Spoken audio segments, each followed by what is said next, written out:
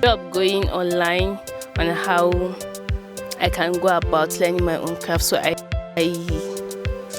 sit down, imagine things, and I love to see it in vision.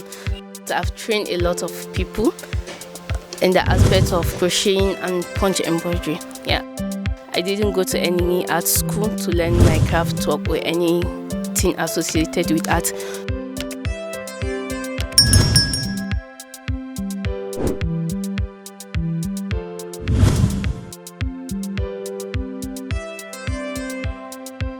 Yeah, welcome to another exciting episode of Visual Hues. My name is Nana Fatima Walshuaibu. Today, Visual Hues has the privilege of visiting Mrs. Maimuna, who may craft beautifully using her hands. But let's just hear from the horse's mouth. Assalamu alaikum. Alaikum salam wa rahmatullahi ta'ala wa barakatuh. Please, can you tell us your name? Alright, I'm by name Maimuna Suleiman Uzumarisi. I'm a graduate from University of Jos. I studied plant science and biotechnology. I graduated from plant science University of Jos in the year 2022. I started craft. I did not initially. I didn't go to any art school to learn my craft work or anything associated with art. I love art since from birth. I think so, definitely. So I grew up going online on how I can go about learning my own craft. So I love the passion of craft.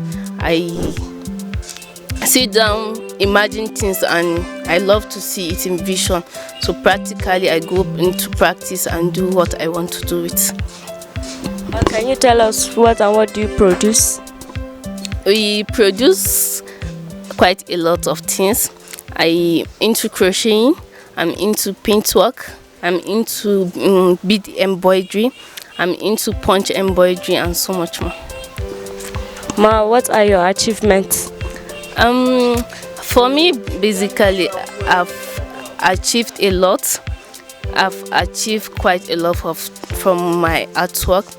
I've produced close to 50 items delivered to plenty of people who appreciate it and love it. For example, we have some samples here. Sorry. This is one of our samples here. As you can see, is a lady wearing a hat, but on the hat she has a rose. It's just a simple artwork. This is a pillow cover. Yeah. So we have different types of pillow cover. We have this, customized for a client who is ready to give it out as a gift. It says Eid Mubarak.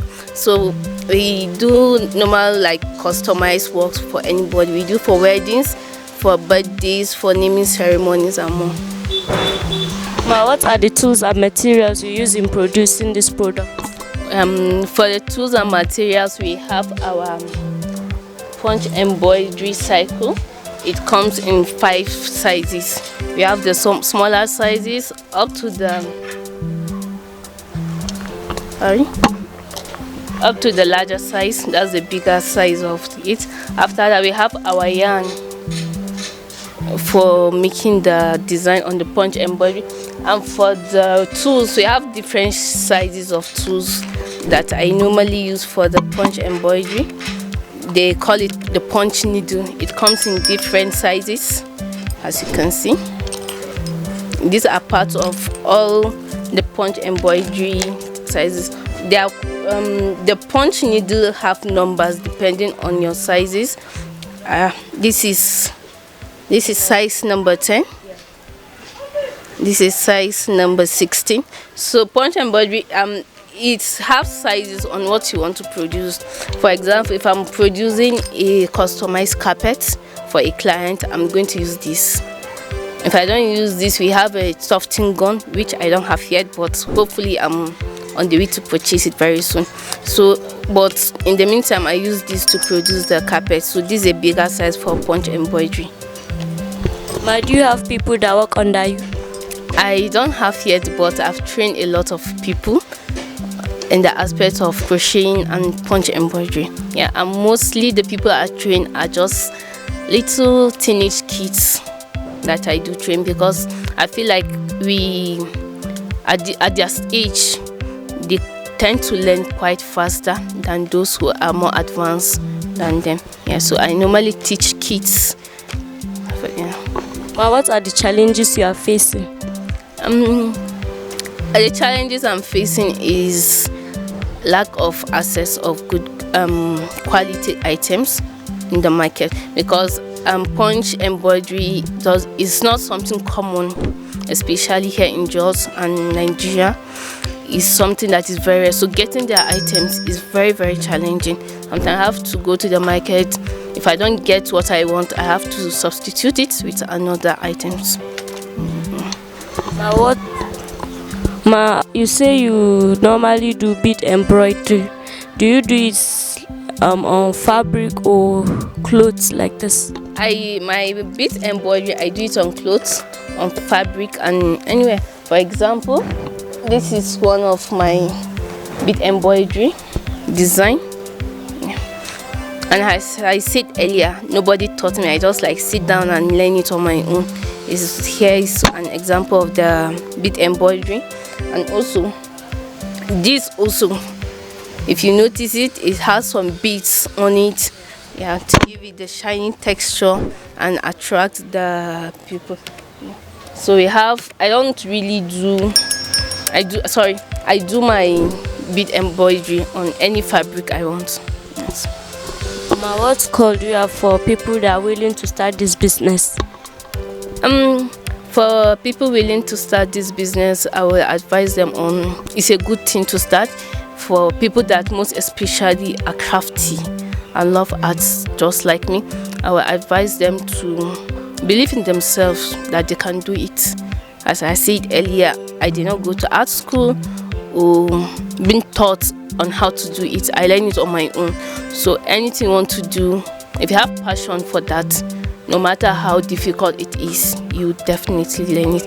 And yes. And then what advice do you have for the youth? For the youth, I will advise them to believe in themselves and never give hope on their dreams, no matter what. As I said, I'm a plant scientist, and also I'm now into craft. And most especially, I do eco-friendly packaging. My packages are exceptional.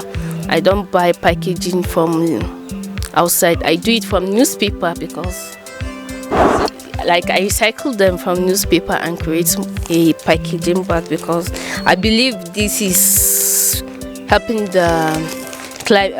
our environment, to recycle it. So for the youth, I believe that we have a future.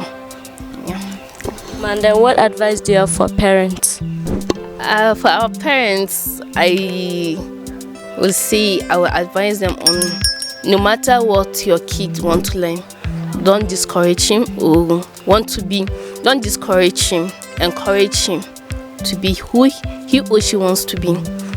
Later on you can see it, and because I think most of our parents will love us to be a medical doctor, but maybe that lady or guy has the sense of being an engineering.